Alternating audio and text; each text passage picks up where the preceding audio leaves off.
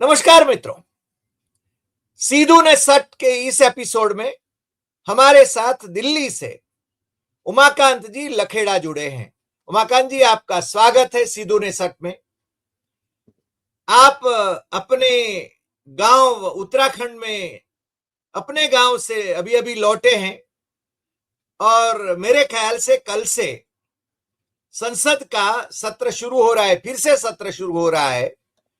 तो उसके बारे जी, में तो हमें चर्चा करना है, मगर उसकी शुरुआत जो होगी वो ओम बिरला जी, हमारे जो आदरणीय स्पीकर हैं लोकसभा के, उनके जी, विरुद्ध में जो अपोजिशन ने संयुक्त रूप से जी, अविश्वास प्रस्ताव रखा है, या तो उनको इम्पीच करने का या उनके उनके प्रति अविश्वास जो व्यक्त करने का प्रस्ताव रखा है। हालांकि संख्या बल के हिसाब से वो प्रस्ताव भले ही गिर जाए, मगर लोकतांत्रिक परंपरा में ये डिबेट होती है और इस डिबेट का बहुत महत्व होता है। मगर कुछ अंधभक्त जो होते हैं वो हमेशा कहते रहते हैं कि ऐसी डिबेट का क्या मतलब है जहां पर वो प्रस्ताव पारित नहीं होने वाला है।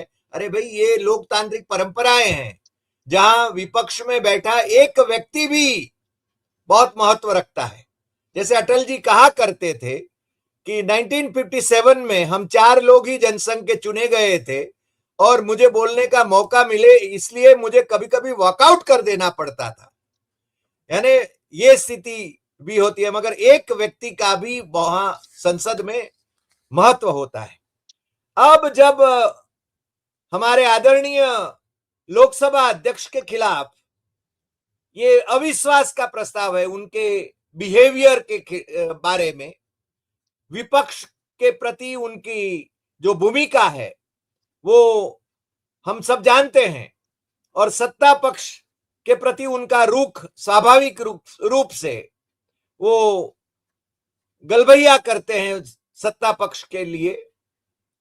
मगर कल कोटा में एक कार्यक्रम आयोजित हुआ।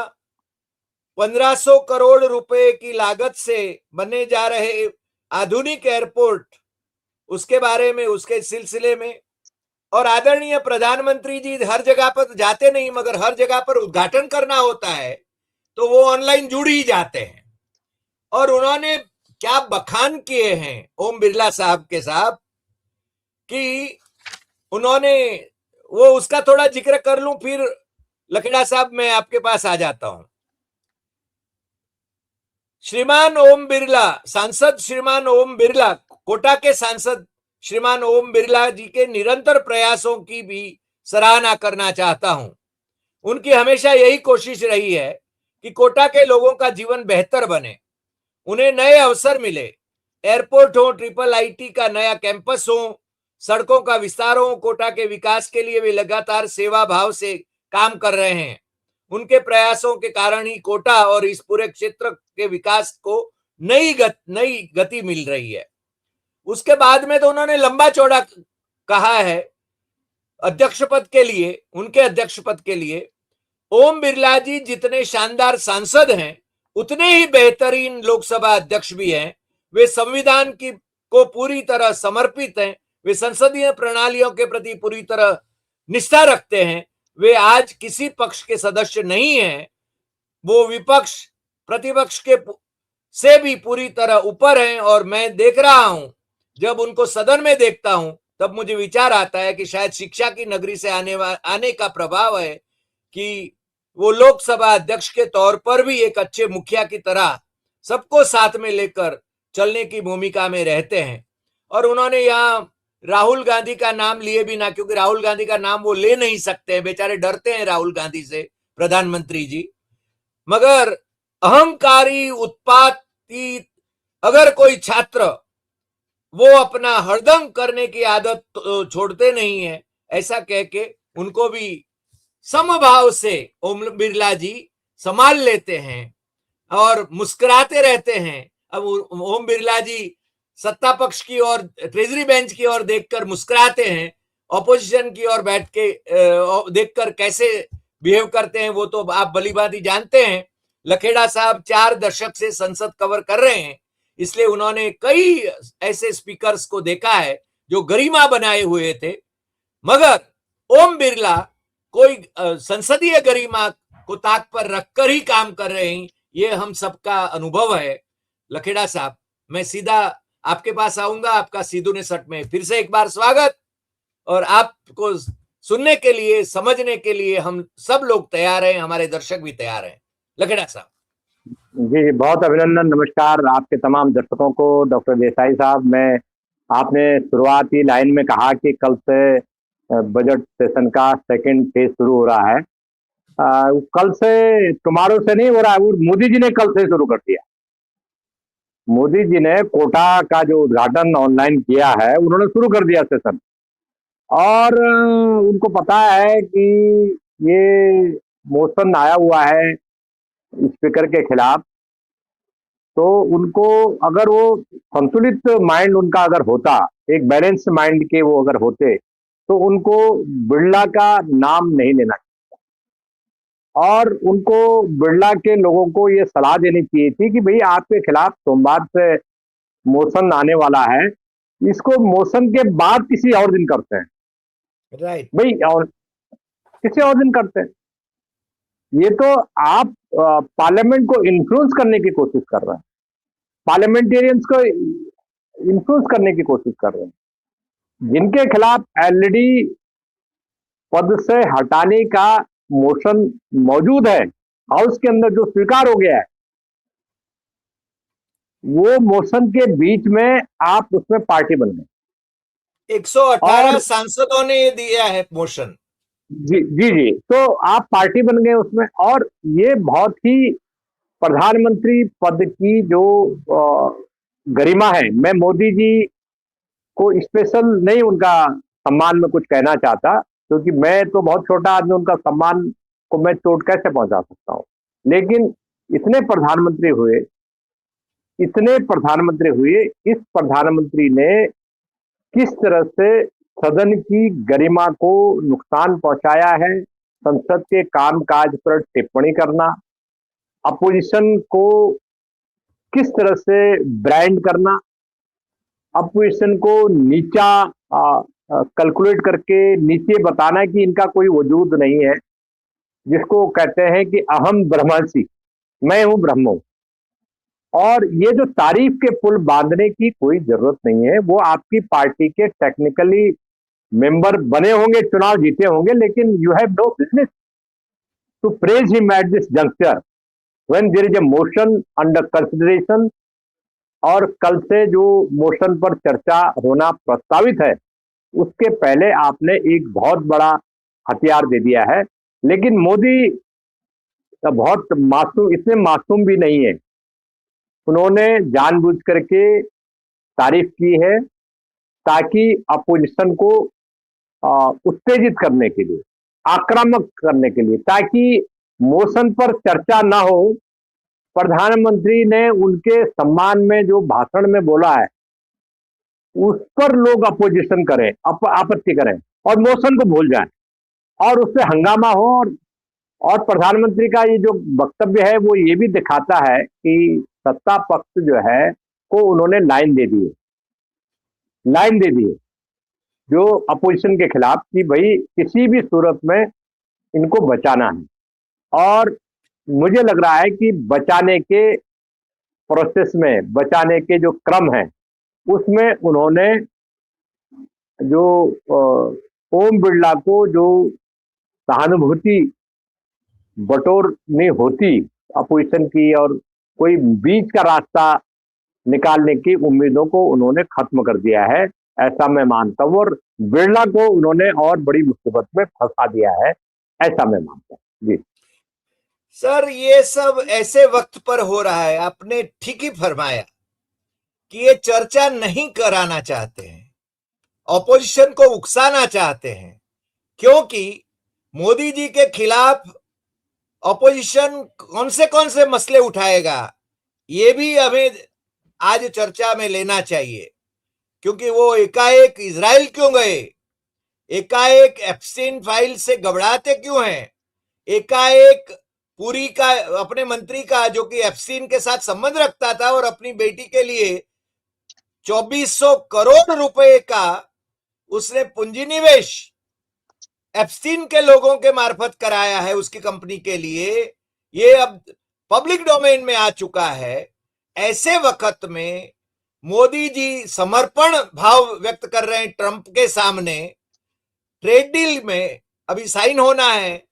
ऐसे सवाल जो आने वाले हैं उन सवालों को डाइवर्ट करने की ये कोशिश है, ऐसा भी आप नहीं मानते हैं?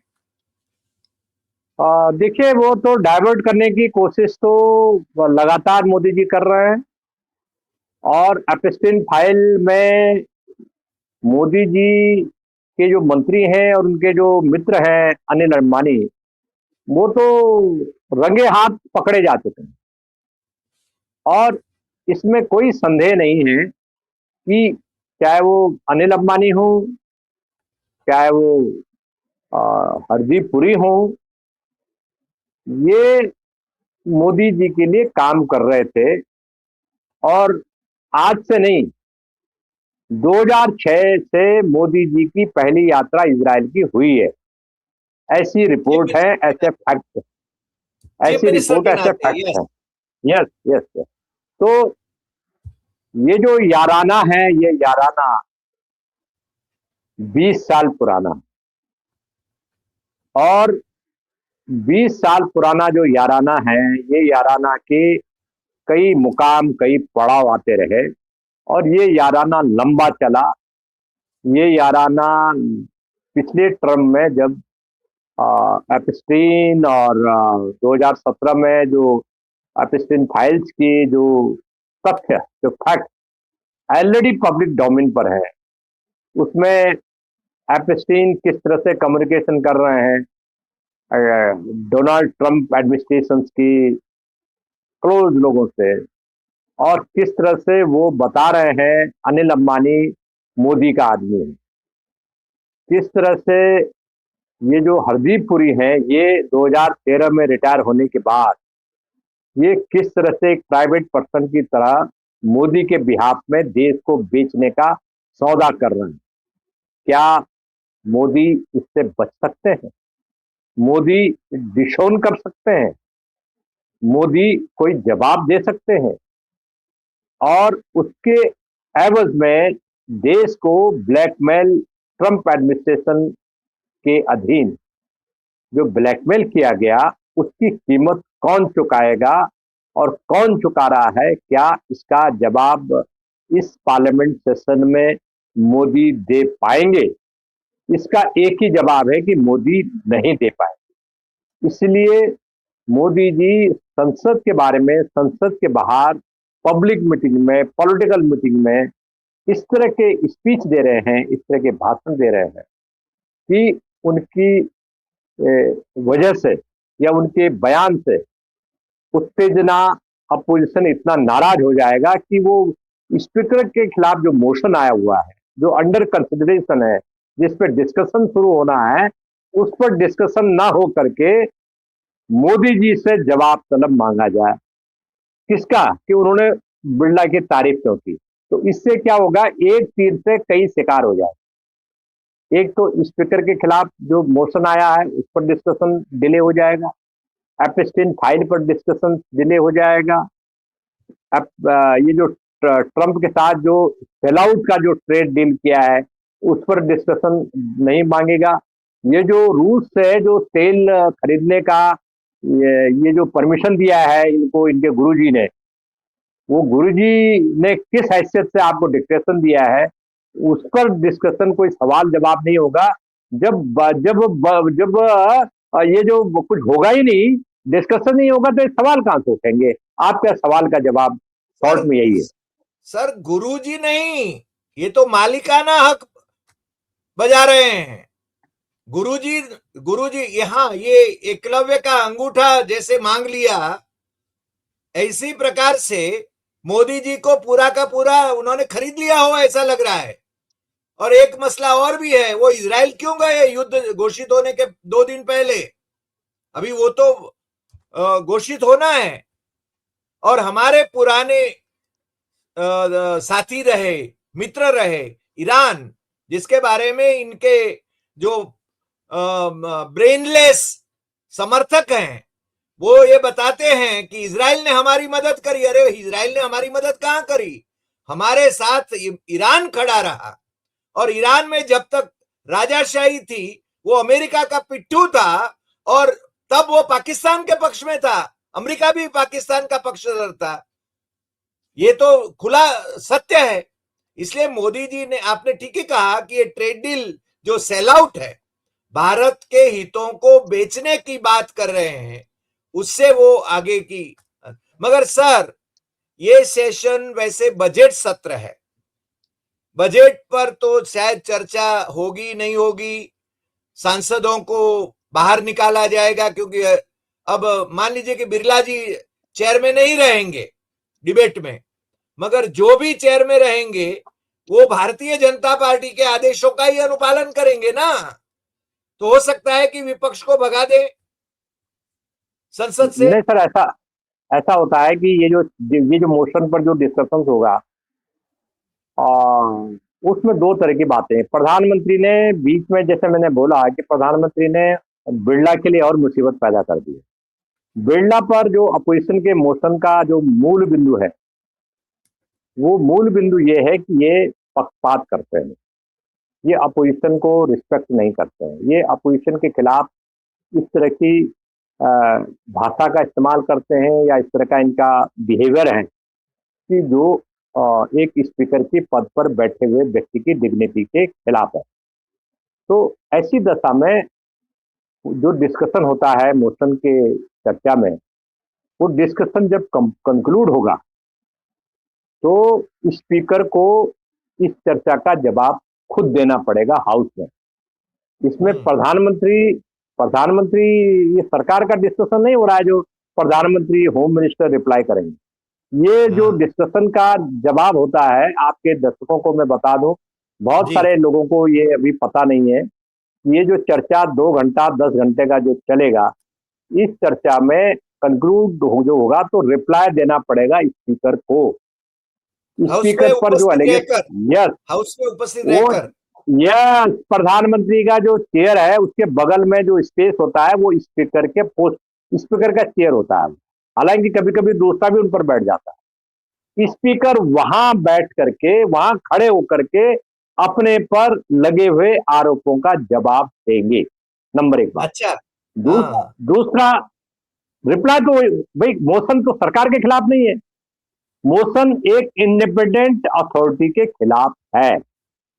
Even chief justice of India के खिलाफ या सुप्रीम कोर्ट के जज के खिलाफ कोई इम्पीचमेंट मोशन आता है तो वो सुप्रीम कोर्ट का जज हाउस में आता है, एक कोने में उसके लिए बैठ करके एक स्टैंडिंग टेबल लगा दी जाती है, वहां बैठ करके वो अपने पर लगाए गए आरोपों का जवाब देते हैं। तो ऐसे ही स्पीकर को हाउस में बैठ करके, नीचे जहां मंत्री बैठते हैं वहां प्रधानमंत्री के बगल के सीट पर बैठ करके एलिगेशन का, आरोप का जवाब देना होगा, नंबर 1 बात। नंबर 2 बात, क्योंकि स्पीकर के खिलाफ मोशन है, स्पीकर के खिलाफ मोशन है, तो ऐसी सूरत में या ऐसी दशा में जो मोशन लाने वाली पार्टीज हैं वो जो मर्जी बोले उसको डिलीट नहीं किया जा सकता, वो रिकॉर्ड में आएगा। अच्छा, यस, यस, वो रिकॉर्ड में आएगा।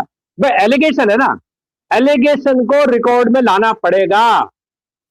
उस एलिगेशन पर आपका जो आरोप पत्र है, आरोप पत्र के जो बिंदु हैं, पॉइंट हैं, वो लाने पड़ेंगे। उन पर वो कहेंगे कि भाई हम तो आरोप लिख के लगाया है, जो मोशन में जो एलिगेशन लगाया गया उस पर बोलेंगे, जो मर्जी वो बोलेंगे, सब रिकॉर्ड में जाएगा। भारत के इतिहास में ये बड़ा, जिसको कहते हैं रेयर मोमेंट होगा, बड़ा दुर्लभ मोमेंट होगा कि स्पीकर इस तरह से डॉक में होंगे, कटघरे में होंगे, और उनको अपना बचाव खुद करना पड़ेगा। वह मोदी नहीं आएंगे बचाव करने, मोदी ने तो जो बचाव करना था कर दिया, जो गुड़गोबर करना था कर दिया। अब स्पीकर, तो आप ये बताइए, ये स्पीकर की डिग्निटी पद के खिलाफ होगा कि अपने पर लगाए गए आरोपों का वो जवाब दे, और अपोजिशन उनकी बातों में नहीं फंसेगा, ऐसा मैं उम्मीद करता हूं।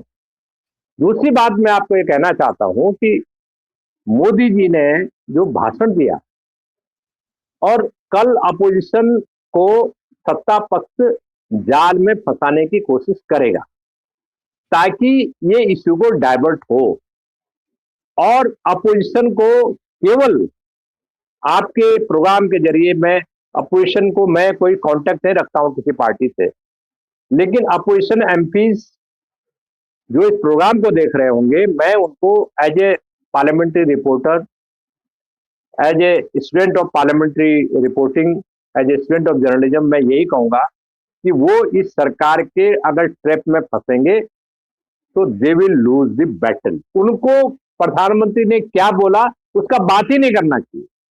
उनको बोलना चाहिए साहब मोशन पर डिस्कशन का टाइम बताइए कब शुरू हो रहा। वाह, हमको बरोबर। एक ही डिमांड, एक मांग, तो वो उनको स्टिक रहना पड़ेगा और स्टिक रह करके उनको किसी भी तरह बाय हुक बाय क्रुक ये मोशन पर सरकार को घेराबंदी करना होगा, ऐसा मैं मानता हूं जी। वाह, लखेड़ा साहब, आपके अनुभव में से ये बात निकली जो हमें भी मालूम नहीं था। हम इतने सालों से पत्रकारिता में रहे, फिर भी क्योंकि आप संसद कवर करते रहे, आपको ये अनुभव है कि स्पीकर को वो उसका उत्तर देना पड़ेगा। और आपने दूसरा भी एक कॉशन नोट दिया कि प्रधानमंत्री उनका बचाव नहीं कर सकते हैं और ये मसले को डाइवर्ट करने के लिए प्रधानमंत्री ने कोटा के उस कार्यक्रम के हिसाब से ओम बिरला को और मुश्किल में डाल दिया है। मगर वो डाइवर्ट करने का, ऑपोजिशन को डाइवर्ट करने का इरादा उनका हो सकता है। और आपने ठीक ही कहा, ऑपोजिशन के लिए सलाह, आपकी सलाह मानना चाहिए ऑपोजिशन को कि सीधा सीधा स्पीकर पर अविश्वास का जो मोशन आया है उसी पर ही चर्चा करें और बिरला जी उसका उत्तर देवें। आज आप हमारे साथ जुड़े और हमारे दर्शकों को भी ये बातें मेरे ख्याल से पहली बार उनकी समझ में आती होगी और आपने ठीक ठीक फरमाया। इसके लिए हम आपके बहुत बहुत शुक्रगुजार हैं और फिर मिलेंगे नए एपिसोड में नए विषय के साथ। नमस्कार।